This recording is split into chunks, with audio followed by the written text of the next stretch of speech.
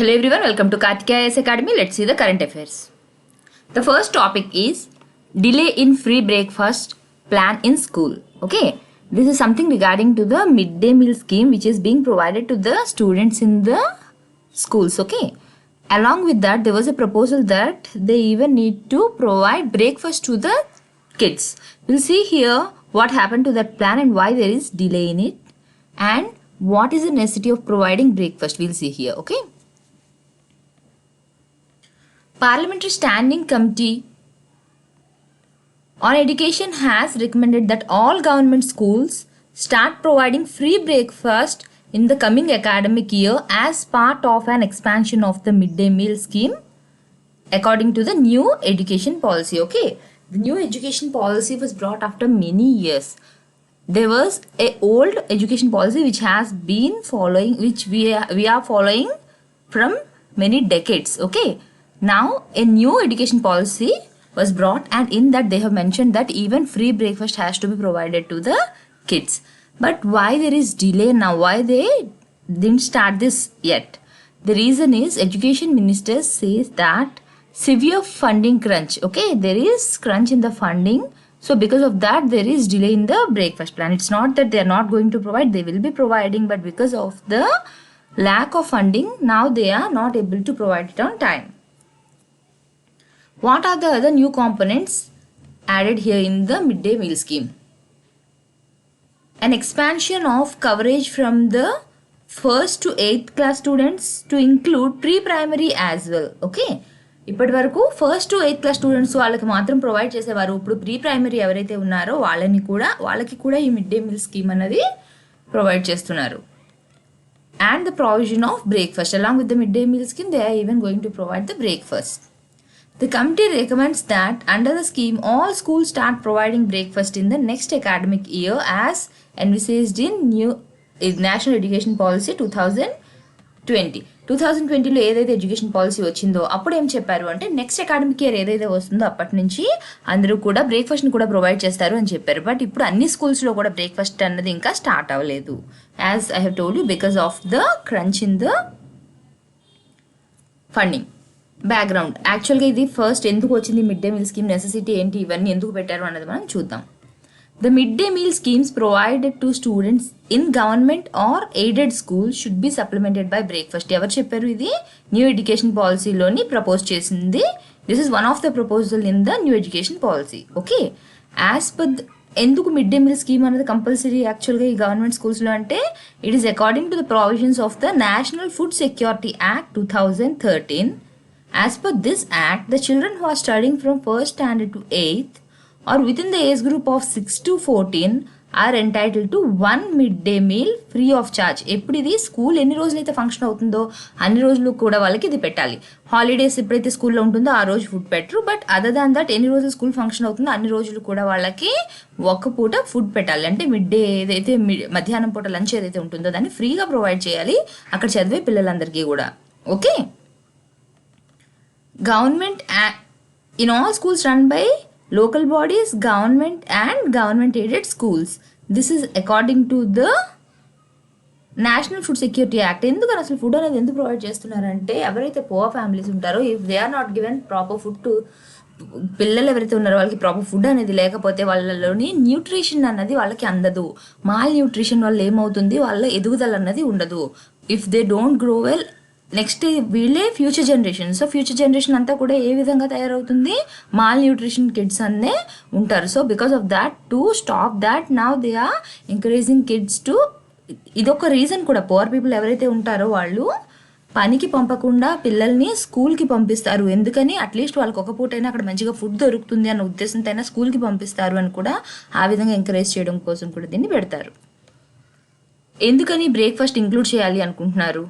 Morning hours after a nutritious breakfast can be particularly productive for the study of cognitively more demanding subjects. Okay, cognitively ఏవైతే మనకి develop అవ్వాల్సిన subjects ఉంటాయో అలాంటి వాటికి ఏమవుతుంది, మార్నింగ్కి food తిని వస్తే ఏమవుతుంది, ఎక్కువ ప్రొడక్టివ్గా వాళ్ళు నేర్చుకున్నది ఎక్కువ ప్రొడక్టివ్గా ఉంటుంది. సో మార్నింగ్ బ్రేక్ఫాస్ట్ స్కిప్ చేయడం వల్ల వాళ్ళకి సరిగ్గా చెప్పింది అర్థం కాకపోవడం అలా అవుతుంది. అదే మంచిగా తిని వస్తే వాళ్ళకి ఎక్కువ ప్రొడక్టివ్గా ఉంటుంది. ఏదైతే వాళ్ళు వింటున్నారో they can grasp that, they can understand that and they will be more productive. So morning hours ఏదైనా ఫుడ్ అనేది పిల్లలకి ప్రొవైడ్ చేయాలి అన్న ఉద్దేశంతో ఇక్కడ బ్రేక్ఫాస్ట్ అనేది కూడా ఇంక్లూడ్ చేశారు. ఓకే, లేదు అంటే ఏంటి, కొన్ని పో ఫ్యామిలీస్ నుంచి వచ్చే పిల్లలు ఏమవుతుంది, వాళ్ళు మార్నింగ్ నుంచి ఏమీ తినకుండా ఉంటారు, డైరెక్ట్గా మిడ్ డే మీల్స్లో వాళ్ళకి ఏదైతే ఫుడ్ దొరుకుతుందో కడుపు నిండా మళ్ళీ అదే తింటారు, మళ్ళీ నెక్స్ట్ డే వరకు వాళ్ళకి ఫుడ్ అనేది ఉండదు. సో దాన్ని అలా అది తగ్గించడం కోసం మార్నింగ్ ఎర్లీ అవర్స్లో వాళ్ళకి ఏదైనా ఫుడ్ అనేది న్యూట్రిషియస్గా ఉండాలని బ్రేక్ఫాస్ట్ని కూడా యాడ్ చేయడం అనేది జరిగింది. అయితే అన్ని ప్లేసెస్లో మార్నింగ్ వాళ్ళకి బ్రేక్ఫాస్ట్ వండి సర్వ్ చేయడం కుదురుతుందా, కుదరినప్పుడు ఏం చేస్తారు అంటే వాళ్ళు ఈ గ్రౌండ్ నట్స్, శనగలు ఏవైతే ఉంటాయో అలాంటి వాటిని బ్రేక్ఫాస్ట్గా పిల్లలకి పెడతారు. Okay, in locations where hot meals are not possible, simple but nutritious meal, groundnuts or chana mixed with jaggery and local fruits may be provided. National Midday Meal Scheme. దీనికి this is the national program for midday meal in school, or it is even known as midday meal scheme. It is an ongoing centrally sponsored scheme. Centre ఇచ్చేది ఏంటి, ఇలాగా మధ్యాహ్నం ఏదైతే ఉందో జనరల్గా ఒక dal, rice, curry ఈ విధంగా ఇస్తుంది. ఇది సెంటర్ స్పాన్సర్ చేసిన దాంతో వాళ్ళు ఇస్తున్న ఫుడ్. ఇలా కాకుండా it's not like all the states will be providing the same thing. ఎందుకు, ఇన్ కేస్ ఎవరైనా స్టేట్ ఎక్స్ట్రాగా వాళ్ళు ఏమైనా ఖర్చు పెట్టాలి అనుకుంటే వాళ్ళు ఖర్చు పెట్టుకొని ఫుడ్లో ఇంకా వాళ్ళు మంచివి ఏమైనా యాడ్ చేసుకోవచ్చు. If they want to add egg they can add, if they want to give fruit, ఇదంతా ఏంటి స్టేట్ దాని ఎక్స్పెన్సెస్ అది పెట్టుకొని ఇస్తుంది అనమాట. సెంటర్ స్పాన్సర్ చేసిన దాంతో పాటు స్టేట్ కూడా ఏమైనా ఎక్స్పెండ్ చేయాలి అనుకుంటే వీటితో మళ్ళీ యాడ్ చేసి వాళ్ళకి ఇస్తుంది. Okay, it is an ongoing centrally sponsored scheme which covers all schools children studying in 1st to 8th of government aided schools, special training centers including madrasas and samagra shiksha. ఏవైతే samagra shiksha కింద వస్తాయో అవి, మద్రాసాస్ ఏవైతే ఉన్నాయో అవి government aided, ఇంకా అంగన్వాడీ ఇవన్నీ కూడా ఉంటాయి కదా, అవన్నీ కూడా దీంట్లోకి వస్తాయి. Some states and union territories provide additional items such as milk, egg and fruits to the students from their own resources. వాళ్ళ ఓన్ రిసోర్సెస్ నుంచి వాళ్ళు ఎక్స్ట్రా ఇంకేమైనా పెట్టాలి అనుకుంటే they will B adding. Okay, ఇప్పుడు రీసెంట్గా ఒక ఫుడ్ మీల్ పిక్ కూడా అప్పుడు బాగా నెట్లోని కొంచెం ఎక్కువ పాపులర్ అయింది. ఏపీలో ఏదైతే ప్రొవైడ్ చేశారో this is the best meal given అని చెప్పి ప్లేట్లోని చూపిస్తూ పిల్లలు తింటున్నట్లుగా, along with the lunch they are even given some fruits also. Okay, fruits అలా టైప్లో కూడా వాళ్ళకి సర్వ్ చేస్తున్నారు. ఆ పిక్చర్ కూడా మీరు చూసే ఉంటారు, నెట్లో ఎక్కువగా చూపించారు. And the NEP replaces the 34-year-old national policy on education. ఇప్పుడు ఏదైతే నేషనల్ ఎడ్యుకేషన్ పాలసీ వచ్చిందో ఎన్ని ఇయర్స్ తర్వాత మళ్ళీ అది కొత్తది వచ్చింది, ఆఫ్టర్ 34 years. మనకి 1986లో ఏదైతే ఫామ్ అయిందో దాని తర్వాత మధ్యలో ఎప్పుడు మళ్ళీ అంటే ఇవి వచ్చాయి, అంటే ఇలా ఫామ్ చేయాలి, ఇలా చేంజెస్ తేవాలి, ఇవి రావాలి అన్న టాపిక్స్ అయితే వచ్చింది తప్ప ఎప్పుడు కూడా అది ఇంప్లిమెంటేషన్లోకి రాలేదు. And after 34 years now they have brought this new national education policy. This National Education Policy 2020 is meant to provide an overarching vision and comprehensive framework for both school and higher education across the country. Okay? అంటే ఏంటి, only schooling వరకు ఇది concentrate చేయడం లేకపోతే higher education అనే కాదు. ఇప్పుడు maximum మీరు చూస్తే వీళ్ళ ప్రపోజల్స్ ఏవైతే ఉన్నాయో మెయిన్ థింగ్ ఏంటి అంటే వాళ్ళు చెప్పేది ఫస్ట్ మనకు అస్సలు కిడ్స్ స్కూల్కే రానప్పుడు ఫస్ట్లో వాళ్ళు ఏంటి ఉండేది, మెయిన్ ఎయిమ్ ఎన్రోల్మెంట్ అన్నది పెంచాలి, కిడ్స్ జాయిన్ అవ్వడం అన్నది స్కూల్లో ఎక్కువగా ఉండాలి, వర్క్కి వెళ్లకుండా చదవడానికి రావాలి. దాని తర్వాత వాళ్ళు అచీవ్ చేసుకోవాలనుకుంది ఏంటి, డ్రాప్ అవుట్స్ అన్నది తగ్గించాలి. ఏంటి, స్కూల్లో జాయిన్ అయిన తర్వాత ఒక సర్టెన్ ఏజ్ వచ్చిన తర్వాత ఆడపిల్లలు అనుకోండి త్వరగా స్కూల్ మానేయడం, okay, due to some personal problems. ఇంకా మగపిల్లలు ఏంటి, వాళ్ళు వెళ్ళి బయట లేబర్ వర్క్ చేస్తే they learn some money to the family అని చెప్పి వాళ్ళని కూడా మానిపించేసేవారు. స్కూల్ డ్రాప్ అవుట్స్ అనేవి ఎక్కువగా ఉండేవి. సో వాళ్ళ తర్వాత ఏమేంటి, ఫస్ట్ టైం ఎన్రోల్మెంట్ అయిపోయిన తర్వాత వాళ్ళు డ్రాప్ అవుట్ అవ్వకుండా చూసుకోవాలి అది. అండ్ ఇప్పుడు కాన్సన్ట్రేషన్ ఏంటి, ఈవెన్ హైయర్ ఎడ్యుకేషన్ గురించి కూడా ఇప్పుడు కాన్సన్ట్రేట్ చేస్తున్నారు. అంటే ఏంటి, 10th ఆపేయకుండా 10+2 10 తర్వాత కూడా వాళ్ళు చదివే విధంగా. కీ ప్రపోజల్స్ ఏంటి నేషనల్ ఎడ్యుకేషన్ పాలసీ అంటే, it proposed to change the school curriculum structure from the current 10+2. జనరల్గా మనం ఎలా చదువుతాం, 1st to 10th class వరకు చదివేవాళ్ళం, తర్వాత ఇంటర్ 2 years చదివేవాళ్ళం, అది మనకు నచ్చిన సబ్జెక్ట్ స్పెషలైజేషన్ ఎంపీసీ బైపీసీ ఇలా తీసుకునేవాళ్ళం. ఇప్పుడు ఏం చెప్తున్నారు అంటే దీన్ని 5+3+3+4గా చేసేస్తున్నారు. ఓకే, అంటే ఏంటి, ఫస్ట్ ఎలిమెంటరీ ఏదైతే ఉంటుందో అది ఫస్ట్ మళ్ళీ వాళ్ళకి 5 years, తర్వాత 3 years, తర్వాత 3 years education, and at the last 4 years. మన 10+2ని ఇప్పుడు 5+3+3+4గా డివైడ్ చేశారు. Okay, bringing children from ages 3 to 5 years with in the formal education system for the first time. Next, and ensuring curricular continuity in the last 4 years. ఈ last 4 years చూసారు కదా, 10th తర్వాత ఆపేయకుండా last 4 years ఈ 10+2లోనే ఏం చేశారు, ఆ last 4 yearsని add చేసేసారు. So ఇప్పుడు కంపల్సరీగా 4 years కూడా కంప్లీట్ చేస్తారు వాళ్ళు, ఇలా 10th తర్వాత డ్రాప్ అవుట్ అయిపోకుండా. అండ్ ఇంకొక మెయిన్ చేంజ్ ఏంటి, 3 to 5 years లోపల, అంటే మనం ఏదైతే కిండర్ గార్డెన్ ఏజ్ ఉంటుంది కదా, ఎల్కేజీ యూకేజీ అవి అంటాం కదా, ఫస్ట్ దాన్ని ఫార్మల్ ఎడ్యుకేషన్ సిస్టమ్లో ఇంక్లూడ్ చేసేవారు కాదు. మనకి జనరల్గా ఫస్ట్ స్టాండర్డ్ నుంచి 10th వరకు ఎక్కడ చదివామో అవే జనరల్గా లెక్క పెట్టేవారు. బట్ నా 3 to 5 years ఏజ్ గ్రూప్ వాళ్ళు కూడా ఏం చదువుతున్నారో అది కూడా ఫార్మల్ ఎడ్యుకేషన్ సిస్టంలోని యాడ్ చేశారు. Some of the major initiatives for school education, ఇంకా ఏమేమి ఇనిషియేటివ్స్ తీసుకున్నారు in that new education policy అంటే, a mission for foundational literacy and numeracy, free breakfast ఏదైతే మనం ఇప్పుడు మాట్లాడేమో, being added to free lunches, vocational education along with the internships from class 6. జనరల్గా మనం ఎప్పుడు మనం విన్నది ఏంటి, వొకేషనల్ అన్నది ఎప్పుడు వస్తుంది మనకి, ఆఫ్టర్ 10th class. అంటే ఏంటి, ఇంటర్లోనే ఎక్కువగా వొకేషనల్ కోర్సెస్ అన్నది వస్తుంది. That to the one who are studying in the governments colleges, ఆ వాటిల్లోని వొకేషనల్ కోర్సెస్ అవి ఎక్కువగా ఉండేవి ఎప్పుడు ఆఫ్టర్ 10th. ఇప్పుడు ఈ వొకేషనల్ ఎడ్యుకేషన్ ఏం చేస్తున్నారు, అలాంగ్ విత్ ఇంటర్న్షిప్ కూడా ఇస్తూ from the class 6th onwards. Okay, secondary schooling మొదలైన దగ్గర నుంచి వాళ్ళకి ఇంకా వొకేషనల్ ఎడ్యుకేషన్ అనేది ఇస్తున్నారు. Proposed redesign of the board examination, ఇప్పుడు చెప్తున్నారు, మీరు వినే ఉంటారు కదా, 10th classకి ఇంకా బోర్డ్ ఎగ్జామ్ ఉండదు ఈ విధంగా. అలా ఏంటంటే ఏవైతే ఇప్పుడు బోర్డ్ ఎగ్జామ్స్ ఉన్నాయో వాటిని మొత్తం చేంజ్ చేస్తున్నారు. ఫర్ హైయర్ ఎడ్యుకేషన్, ఇప్పుడు వరకు మనం స్కూలింగ్ కోసం చూసాం, ఇప్పుడు హైయర్ ఎడ్యుకేషన్ ఏదైతే ఉందో దానికోసం ఏం చేంజెస్ తెచ్చారు, ఏ new umbrella regulator has been proposed. Okay, మనకి సైన్స్కి ఒక రెగ్యులేటర్, ఒక బాడీ, దాన్ని రెగ్యులేట్ చేసే బాడీ, టెక్నికల్ ఎడ్యుకేషన్కి ఒక బాడీ, టీచర్ ఎడ్యుకేషన్కి ఒక బాడీ, ఇలా డిఫరెంట్ బాడీస్ అవి కాకుండా మొత్తం అంతా కలిపి ఒకటే రెగ్యులేటింగ్ బాడీ కిందకు వచ్చే విధంగా ఫార్ములేట్ చేయాలని. ఓకే, ఇక్కడ ఫస్ట్ ఏంటి, a new umbrella regulator has been proposed with separate verticals for regulation, standard setting, accreditation and funding. అన్నీ చూసుకోవడానికి ఒకే ఒక సింగిల్ బాడీ అన్నది ఉండాలని చెప్తున్నారు. It will observe arts and science, technical and teacher education into its fold, అంతా కలిపి ఒకటే regulating body వచ్చే విధంగా, so that it can replace several existing regulatory bodies. ఒక్కొక్క దానికి ఒక రెగ్యులేటరీ బాడీ కాకుండా అన్నీ కూడా ఒకే అంబ్రెల్లా బాడీ కిందకు వచ్చే విధంగా చూస్తున్నారు. And the next proposal is top foreign universities will be allowed to set up campuses in India.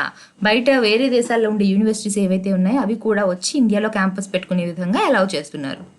The biggest change may be the introduction of 4-year undergraduate degree.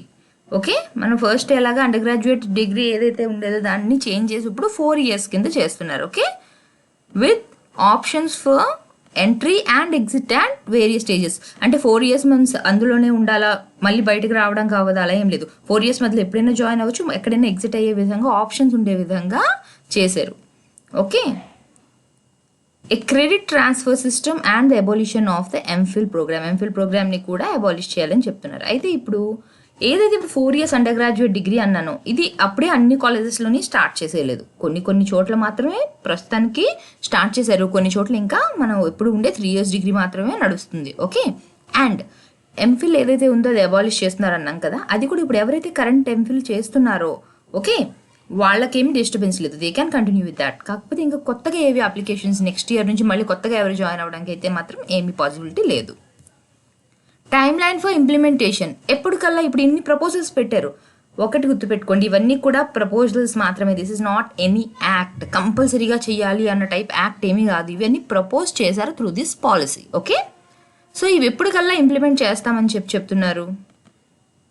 Time line for implementation, the policy is meant to transform the education system by 2040 కల్లా changes అన్ని తీసుకురావాలి అన్నది వాళ్ళ aim. Okay, some proposals will be implemented immediately, కొన్ని proposals మాత్రం వెంటనే implement చేస్తారు. ఎలాంటివి, change in the name of the ministry of HRD into ministry of education. జనరల్గా మనం ఇప్పటివరకు ఏదైతే హెచ్ఆర్డి మినిస్ట్రీ అంటున్నామో దాన్ని మినిస్ట్రీ ఆఫ్ ఎడ్యుకేషన్గా మారుస్తున్నారు.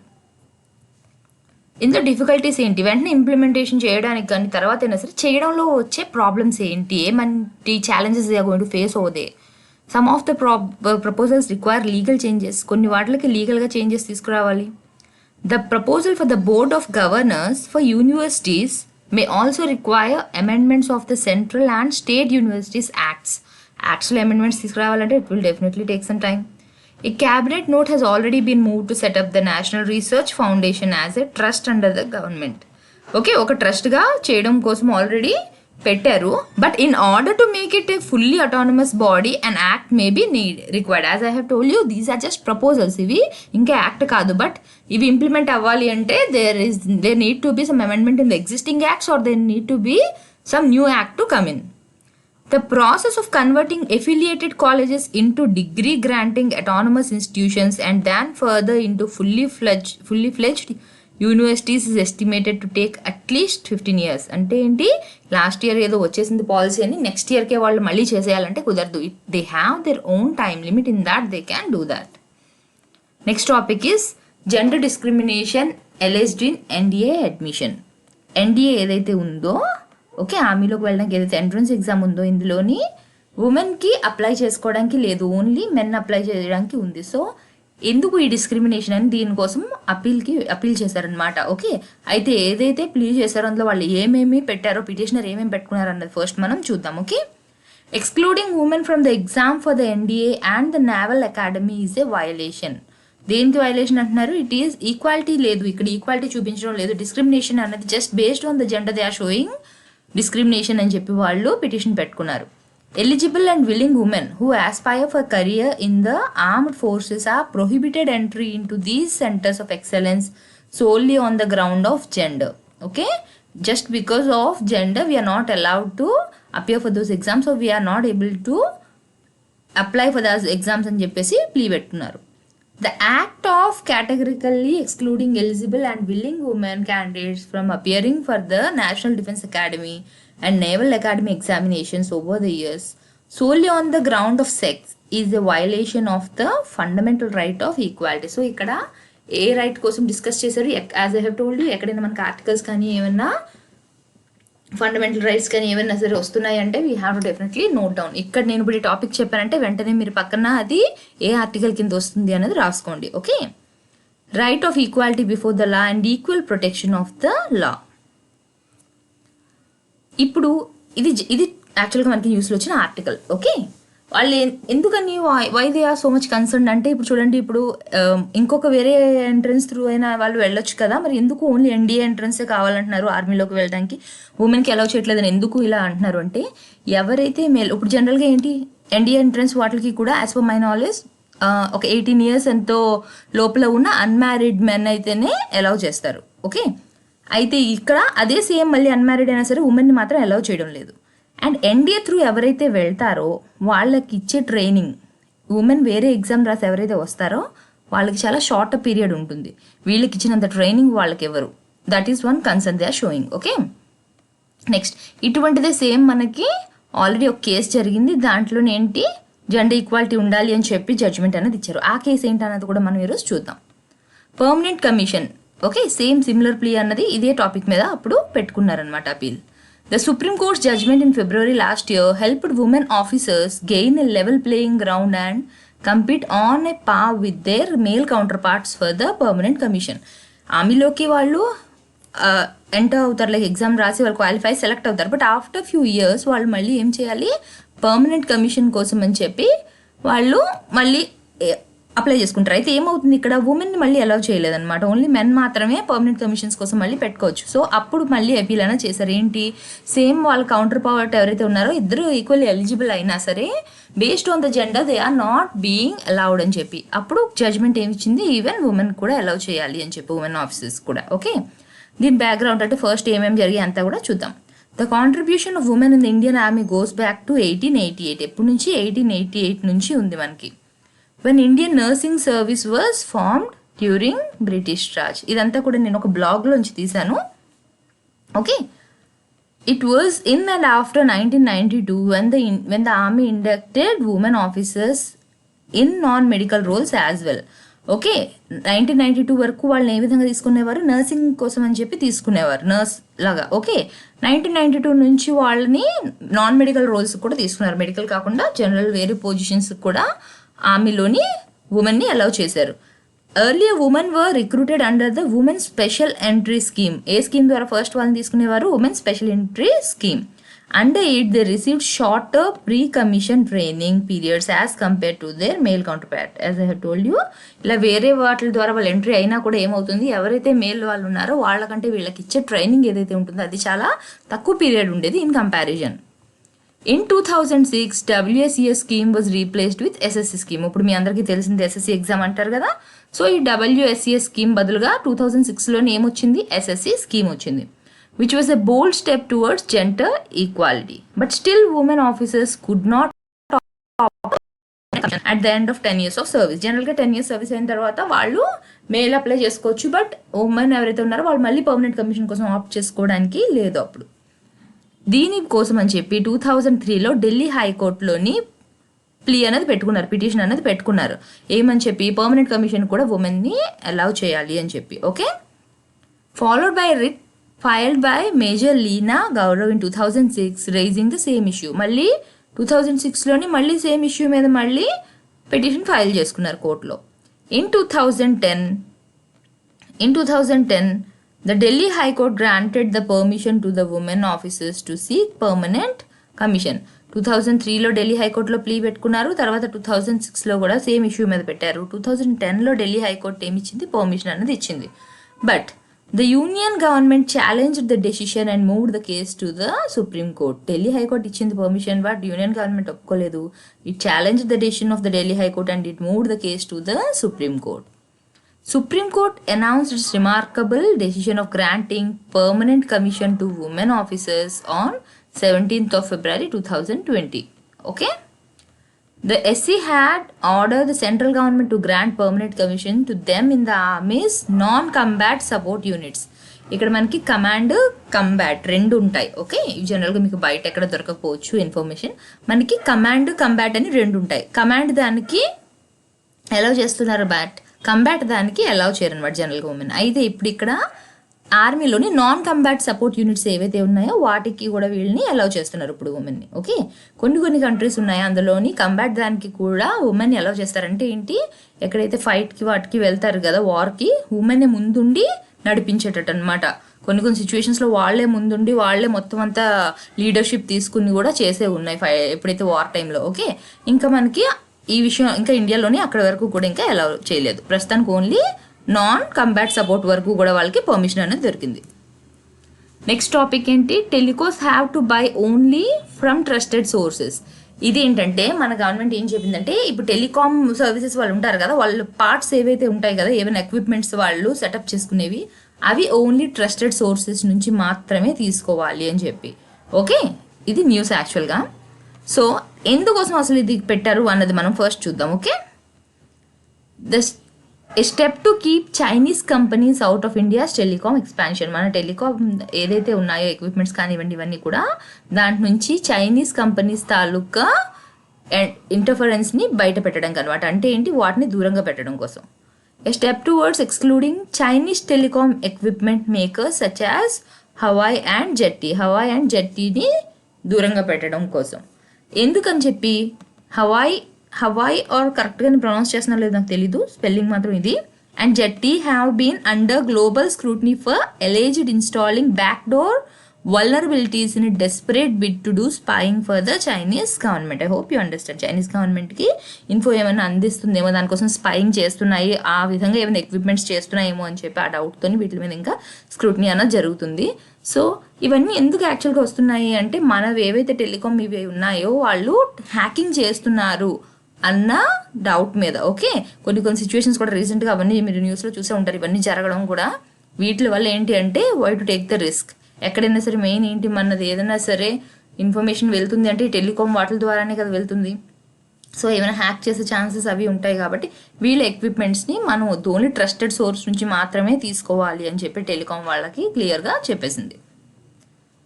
Service providers have to take permission from the national cyber security coordinator. So ఒక అథారిటీకి ఇప్పుడు ఇవన్నీ చూడడానికి అప్పచెప్పారు. ఎవరు? National cyber security coordinator. దేనికోసం? ఒకటి ఏంటంటే, మీరు ఇప్పుడు కొత్తగా తీసుకోవాలి. If you want to take new equipments for your service providing, then you have to take permission from NCSC. based on the trusted sources list which was given by them. You have to select from them and you have to purchase from them.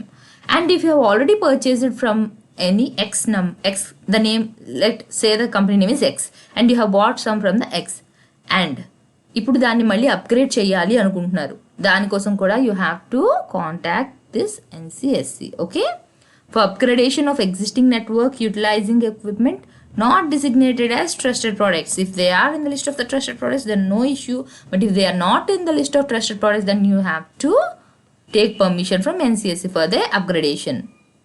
NCSC is a new designated authority that oversees telecom equipment procurement. So, ఇప్పుడు telecom equipments ఏవైతే procure చేసుకోవాలో దాని గురించి మొత్తం అంతా ఇప్పుడు చూస్తుంది ఎవరు? NCSC. It is newly designated. The NCSC will notify the categories of equipments for which the security requirements related to trusted sources are applicable. Okay, trusted సోర్సెస్గా ఏవైతే దానికి రిక్వైర్మెంట్స్ ఉన్నాయో దాన్ని ఎవరు నోటిఫై చేస్తారు? NCSC చెప్తుంది. And may also notify a list of designated sources from whom no procurement can be done. ఎవరి దగ్గర నుంచి తీసుకోవచ్చు ట్రస్టెడ్ సోర్సెస్, ఆ లిస్ట్ కూడా ఇస్తుంది. ఎవరి దగ్గర నుంచి తీసుకోకూడదు, ఆ లిస్ట్ కూడా ప్రొవైడ్ చేస్తుంది. The procedure for inclusion in the list of trusted sources will be issued by the NCSC. So ఇప్పుడు మనకి పర్మిషన్ ఇవ్వడం దగ్గర నుంచి లిస్ట్ ప్రిపేర్ చేయడం వరకు కూడా మొత్తం అంతా చేసేది ఎవరు? NCSC. NCSC అంటే ఏంటి? National cyber security coordinator. The latest directions will not affect the ongoing annual maintenance contracts or updates to existing equipment. ఇప్పుడు సడన్గా చేంజెస్ తెచ్చేయడం వల్ల ఏం ఎఫెక్ట్ అయితే అయిపోదు. ఆల్రెడీ ఏవైతే ఎగ్జిస్టింగ్ ఉన్నాయో వాటికంటూ ఎఫెక్ట్ ఏం అవ్వదు. ఆల్రెడీ ఏవైతే పెట్టేసి ఉన్నాయో వాటి వల్ల ఏం పెద్ద ఎఫెక్ట్ అయితే ఉండదు. బట్ కొత్తగా ఏవైతే తీసుకోబోతున్నారో లేదో అప్గ్రేడింగ్కి వాటికి మాత్రం పర్మిషన్ అనేది తీసుకోవాలి. Telecom equipment plays a vital role in telecom connectivity and data transfer. అర్థమైంది కదా ఇక్కడ వరకు? ఏంటి? టెలికామ్ ఎక్విప్మెంట్స్ ఏవైతే ఉంటాయో they are playing an important role in the connectivity and even in the data transfer which has a direct impact on the national security of India. ఇప్పుడు ఇంతవరకు మనం కన్సర్న్ చూపిస్తున్నాము, ఎవరు హ్యాక్ చేయకూడదు, ట్రస్టెడ్ సోర్సెస్ నుంచి ఇవన్నీ ఎందుకోసం మాట్లాడుతున్నారు? Because they are concerned about the national security of India. Therefore such a policy decision which definitely impacts significant market players clearly conveys the government stand on national security. ఇప్పుడు ఏదైతే చేస్తున్నారో అంతా కూడా country తాలూకా security కోసమే చేస్తున్నారు. అయితే ఎవరు చెప్పారు? Tony Varghese. Next topic, black buck rescued. ఇక్కడ బ్లాక్ బక్ రెస్క్యూడ్ కోసం మనకి ఇచ్చిన న్యూస్ జస్ట్ ఒక 4 లైన్సే. బట్ ఒక యానిమల్ ఏదైనా మెన్షన్ చేశారు న్యూస్లో అంటే what is the first thing which we have to know? అది ఏ లిస్ట్లో ఉంది, ఏ స్టేటస్ ఉంది, ఎండేంజర్డా, వల్నరబులా, క్రిటికల్ ఎండేంజర్డా, ఎక్స్టింటా. దానికోసం న్యూస్ కంటే దాని గురించి ఇవి తెలుసుకోవడం మనకి మెయిన్ ఇంపార్టెంట్. ఓకే, సో ఇక్కడ న్యూస్లో ఇది దేనికోసం వచ్చింది? The south zone task force in collaboration with the forest department acted on a tip off and apprehended 3 persons. ఏం చేశారు వీళ్ళు? వైల్డ్ యానిమల్స్ని చంపడం, వాటి మీట్ని అమ్మడం అనమాట. ఓకే, వాళ్ళ దగ్గర నుంచి ఏమేమి తీసుకున్నారు? Deer meat and rescued a blackbuck. ఒక బ్లాక్ బక్ని కాపాడారు, ఇంకా డీర్ మీట్. అయితే ఇప్పుడు 3 persons అని చెప్పాను కదా, అందులో ఒకరికి మెయిన్ ప్రాబ్లం ఏంటి అంటే వాళ్ళు ఏదైతే వృత్తి చేస్తున్నారో వాళ్ళ లైవ్లీహుడ్ కోసం the money is not enough for their living. For that reason they have stated that the money which we're getting is not enough for our living. For that reason for our family needs we're killing these animals and we're selling the meat to the people who are lovers of these wild meat. Wild మీట్ని ఇష్టపడే వాళ్ళు ఎవరైతే ఉంటారో వాళ్ళకి మేము అమ్ముతున్నాం ఇది అని చెప్తున్నారు అనమాట. అప్పటికి పట్టుకునేటప్పటికే వాళ్ళు ఒక 2 డీర్స్ ఏవో చంపి వాటి మీట్ రెడీగా పెట్టుకున్నారంట. అండ్ ఒక బ్లాక్ బక్ అయితే బతికుంది, దాన్ని కూడా కాపాడారు వాళ్ళ దగ్గర నుంచి. అయితే ఇప్పుడు బ్లాక్ బక్ కోసం చూద్దాం. Okay, black buck is the state animal of Andhra Pradesh. Even as మీ రీజనల్ న్యూస్గా కూడా ఇది మీకు పనికొస్తుంది. సో ఈ యానిమల్ కోసం నేను చెప్తున్నాను. It is the state animal of Andhra Pradesh. Blackbuck national park అని కూడా ఒక పార్క్ ఉంది. ఓకే, ఎక్కడుంది ఇది మనకి? It is situated in the Gujarat state. Okay, ఎక్కడుంది ఇది? గుజరాత్ స్టేట్లో ఉంది. And it is established in the year 1976. The national park consist of grassland habitat, saline plains, mud flats and shrub lands. Okay, అంటే ఏంటి? ఆ ఎకోసిస్టంలోనే హ్యాబిటాట్లో మనకు ఒక సింగిల్ ఎకోసిస్టమే కాదు, రకరకాల టైప్ ఆఫ్ ల్యాండ్ ఫామ్స్ అక్కడ ఉన్నాయి. ఏమేమి ఉన్నాయి అక్కడ? గ్రాస్ ల్యాండ్ హ్యాబిటేట్ ఉంది, సెలైన్ ప్లెయిన్స్ ఉన్నాయి, సెలైన్ అంటే తెలుసు కదా, సాల్టీ. మడ్ ఫ్లాట్స్ ఉన్నాయి, అండ్ ష్రబ్ ల్యాండ్. ష్రబ్స్ అంటే ఏంటి అంటే చిన్న చిన్న మొక్కలు, బాగా పెద్ద పెద్ద చెట్లు కాకుండా కొంచెం ఒక మీడియం హైట్. ఇప్పుడు మన ఇంట్లో జనరల్గా మనకి గులాబీ చెట్లు, చిన్న చిన్న చెట్లు ఉంటాయి కదా, అలాగా ఆ సైజులో ఉండే వాటిని ష్రబ్స్ అంటారు. Okay. The national sanctuary has been declared for saving blackbucks. దీన్ని ఎందుకు నేషనల్ పార్క్గా డిక్లేర్ చేశారు? యాక్చువల్గా పర్టికులర్గా ఈ బ్లాక్ బక్ని సేవ్ చేయడానికి. నేషనల్ పార్క్, నేషనల్ శాంక్చురీ ఇవన్నీ అంటే ఏంటి అంటే they will come under the protected areas where the entry is restricted. You cannot simply go into that or kill any animals. You cannot go there to cut any trees. ప్రతి దానికి కూడా ముందుగా permission తీసుకోవాలి. Even research చేసే వాళ్ళు కూడా ముందుగా permission తీసుకుని వెళ్ళాలి అక్కడ ఏదైనా స్టడీ చేయాలన్నా కూడా. Okay. The total area of the park is about 34 square kilometers and it adopted 14 species of mammals. Only black buck కాదు, అక్కడ ఇంకా ఏముంటాయి, 14 species of mammals. Mammals అంటే మీనింగ్ తెలుసు కదా, the one which gives baby, eggs పెట్టకుండా డైరెక్ట్గా baby ఇస్తుంది. And second thing, it will be having hair అన్నది ఉంటుంది. థర్డ్ థింగ్ ఏంటి, it will feed milk. Mammal అని చెప్పడానికి ఏదైనా యానిమల్కి ఏంటేంటి మనకున్నాయి, ఒకటి అది బేబీని ప్రొడ్యూస్ చేస్తుంది. సెకండ్ థింగ్ ఏమో అంటే అన్ని బేబీస్ పెడతాయి కదా అంటున్నారు కదా, అంటే ఎగ్ పెట్టకుండా డైరెక్ట్గా బేబీని ఇస్తుంది. సెకండ్ థింగ్ వాటికి హెయిర్ ఉంటుంది. And the third thing is it will be feeding milk to the baby. అప్పుడు దాన్ని మెమల్ అంటాం. నెక్స్ట్ 140 స్పీసీస్ ఆఫ్ బర్డ్స్ ఉన్నాయి, 95 species of flowering plants and several reptiles are there. దీనికి ఇంకొక పేరు ఏంటి అంటే కృష్ణమృగన్.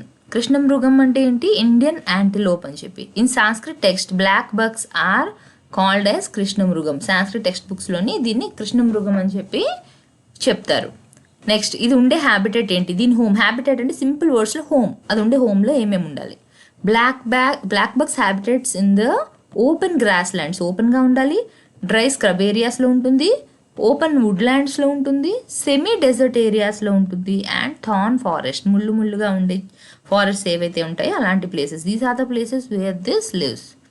They prefer to live in the areas where there is water available all year round. జనరల్గా ఎక్కడైతే వాటర్ ఎక్కువగా దొరుకుతుందో అలాంటి ఏరియాస్లోని ఇవి ఉండడానికి ఇష్టపడతాయి. Black bucks inherit in India, Nepal. ఎక్కడెక్కడ ఇవి యాక్చువల్గా ఉన్నవి ఒరిజినల్గా, India, Nepal and Pakistan. Where most of the species reside in the wild life sanctuaries and national parks. జనరల్గా ఉన్న ఫారెస్ట్ కంటే మనకి ఓపెన్ ఫారెస్ట్ కంటే కూడా ఎక్కువగా ఇవి ఎక్కడ ఉన్నాయి మనకి వైల్డ్ లైఫ్ శాంక్చురీస్లో, ఇంకా నేషనల్ పార్క్స్. అంటే mostly they are in the protected areas. Black bucks are found in the desert regions of Rajasthan. ఇందాక ఆల్రెడీ చూసాం కదా, డెజర్ట్ ఏరియాస్లో కూడా అవి ఉంటాయి అంటే వాటి హ్యాబిటేట్ అని చెప్పి. సో మన ఇండియాలో ఎక్కడెక్కడ ఉన్నాయి అవి, desert regions of Rajasthan and coastal areas. They are also located in the foothills of Himalayan areas where the climate is moderate as the species cannot tolerate cold weather. This is the point which you have to remember. మిగతావన్నీ factual data, but వాటికి సంబంధించి అది ఎటువంటి కండిషన్స్లో ఉండగలుగుతుంది. They generally live in areas which are moderate. ఎక్కువ చలిగా ఉన్న ప్రదేశాల్లో అవి ఉండలేదు. In India black bugs are located in the states of Rajasthan, Punjab, Gujarat and Haryana. Black bugs are social animals that live in herds that include 5 to 50 individuals. అంటే ఏంటి, social animals అంటే సింగిల్గా అవి ఉండలేవు అనమాట, ఒంటరిగా ఉండలేవు. ఎప్పుడు కూడా అవి గ్రూప్స్లో మాత్రమే కలిసి ఉంటాయి. ఆ గ్రూప్ సైజ్ ఎంత ఉండొచ్చు, 5 to 50 వరకు ఉండొచ్చు. A pack of black bucks consist of an adult male with several females with the young ones. So ఇప్పుడు ఒక గ్రూప్ ఆఫ్ 5 ఉంది అనుకుందాం. అందులో ఎలా ఉంటారు, జనరల్గా ఒక అడల్ట్ మేల్ ఉంటుందంట, మిగతా అవన్నీ ఫీమేల్ ఉంటాయి, ఇంకా కొన్ని యంగ్ వన్స్ ఉంటాయి. అంటే అలా గ్రూప్గానే ఉంటాయి అవి. Black bugs are diurnal animals. They are mainly active during the day and afternoon time. Okay, అంటే మార్నింగ్ నైట్ రెండు టైంలో కూడా అవి ఉంటాయి డయూర్నల్, బట్ ఎక్కువగా యాక్టివ్గా ఉండేది అయితే మాత్రం అవి డే టైంలో ఉంటాయి అండ్ ఆఫ్టర్నూన్ టైంలో ఎక్కువ యాక్టివ్గా ఉంటాయి. Black buck lifespan. The average lifespan of a black buck is between 12 to 15 years. అంటే మ్యాక్సిమం ఎక్కువగా బతికే టైం పీరియడ్ ఏంటి, 12 నుంచి 15 years ఏజ్ వరకు బతుకుతాయి యావరేజ్గా. బ్లాక్ బగ్ పాపులేషన్ ఎలా ఉంది, ఇండియాలో ఎలా ఉంది? In protected areas the total population of the blackbucks is 25,000 in India. ఇవి ప్రొటెక్టెడ్ ఏరియాస్లో ఉన్నాయి కాబట్టి ఆ మాత్రం నెంబర్ అయినా ఉంది, లేకపోతే ఇంకా వీటిని వేటాడేస్తారు. Black buck hunting. Black bugs are hunted for their meat and majestic horns. ఇందాక పిక్చర్లో ఆల్రెడీ మీరు చూసారు కదా, వాటి హార్న్స్ కోసం అని చెప్పి వాటిని ఎక్కువగా హంట్ చేస్తారు. Although the main threats to these species are the destruction of their habitat by humans. Just వాటిని హంటింగ్ చేయడం వల్ల అవి చనిపోవడం లేదు, వాటి హ్యాబిటాట్ని కూడా డిస్ట్రాయ్ చేయడం వల్ల. As I already told you, a animal అయినా ఒక పర్టికులర్ హ్యాబిటాట్లోనే ఉండగలుగుతుంది. When their home is lost, వాళ్ళ హోమ్ ఎప్పుడైతే పోతుందో అవి కూడా నెంబర్ ఆటోమేటిక్గా చనిపోతాయి. ఎందుకు? వాటి హోమ్లో మెయిన్గా వాటికి ఉండేది ఏంటి? వాటికి కావాల్సిన ఫుడ్ ఉంటుంది, అవి ఉండగలిగే టైప్ ఆఫ్ క్లైమాటిక్ కండిషన్స్ ఉంటాయి. హ్యాబిటాటే లాస్ అయిపోయినప్పుడు అవి ఎక్కడికో వెళ్ళున్నా కూడా they cannot survive there. So here because of the destruction of the habitat by humans, these animals are, అంటే మెయిన్ దీనికి థ్రెట్ ఏంటి అంటే these animals are being less in number because of these reasons. Today most of their habitat has been converted into agricultural land. నేను చెప్పాను కదా ఫారెస్ట్లో వాటిలో shrub ల్యాండ్స్లో ఉంటాయని. మీరు ఏం చేస్తున్నారు? వాటిని కొట్టి అక్కడ అగ్రికల్చర్ మొదలు పెట్టారు, క్రాపింగ్ అది. సో బికాస్ ఆఫ్ దట్ వాటి హోమ్ అనేది పోయింది. So the number is getting reduced. These species are killed by local villages because of the raiding క్రాప్స్ని కాపాడుకోవడం కోసం కూడా విలేజెస్ ఏం చేస్తున్నారు? వీటిని చంపేస్తున్నారు. Black buck endangered. ఇప్పుడు దీని స్టేటస్ ఏంటి యాక్చువల్గా? ఇప్పుడు ఏ విధంగా ఉంటుంది? It is nearly threatened. అంటే ఏంటి? వీటి నెంబర్ తగ్గిపోయే ఛాన్స్ కూడా ఉంది. Hunting of the black bucks is prohibited under the wild life protection act of 1972. So this is prohibited. We shouldn't hunt this animals. Now what you have to find out as work is, ఇది ఏ షెడ్యూల్లోకి వస్తుంది? Schedule 1, schedule 2, schedule 3, ఏ షెడ్యూల్లోని ఉంది black బక్ అది చూడండి. దాన్ని hunt చేసినా ఏమైనా చేస్తే వచ్చే పెనాల్టీ ఏంటి? ఈ రెండు కూడా ఈరోజు మీరు చూడండి. బ్లాక్ బక్ ఏ షెడ్యూల్లో వస్తుంది, దాన్ని ఏమైనా చేస్తే ఏ పెనాల్టీ పడుతుంది, లేదా పెనాల్టీ కానివ్వండి, పనిష్మెంట్ కానివ్వండి, ఏమొస్తుంది. నెక్స్ట్ దీన్ని కన్జర్వేషన్ ఎలా చేస్తున్నారు? For the conservation of these species many national parks and sanctuaries of India have taken study steps. ఏంటి? National parks, as we all know, ఇవన్నీ కూడా మాక్సిమం ప్రొటెక్టెడ్ ఏరియాలోనే ఉన్నాయి, నేషనల్ పార్క్స్లోని శాంక్చురీస్లోనే ఉన్నాయి. సో ఇంకా వీటిని ప్రొటెక్ట్ చేయడానికి డిఫరెంట్ స్టెప్స్ అన్నో తీసుకుంటున్నారు. ఒక ఎగ్జాంపుల్ ఏంటి అంటే, Ganjam district of Orissa has initiated a programme under the natural resources conservation outside protected areas. Protected ఏరియాస్లో ఎలానో అవి సేఫ్గా ఉంటాయి because easily no one can go there and hunt. But out of the protected areas వాటిని protect చేయడం కోసం ఇక్కడ Ganjam district ఒరిస్సాలోని ఒక ప్రోగ్రామ్ని ఇనిషియేట్ చేశారు. ఏంటది? Balipadar project to protect black buck. Okay, to conserve the biodiversity of black bucks through community efforts ద్వారా. అంటే జనరల్గా వాళ్ళే ప్రొటెక్ట్ చేసుకుంటారు, ఎవరైతే కమ్యూనిటీలో ఉన్నారో. బయట ఎవరు కూడా ఎక్కువ హంటింగ్ అది చేయకుండా వాళ్ళే ప్రొటెక్ట్ చేసుకుంటూ ఉంటారు. దాని పేరేంటి? Balipadar project to protect black bucks. Okay, thank you.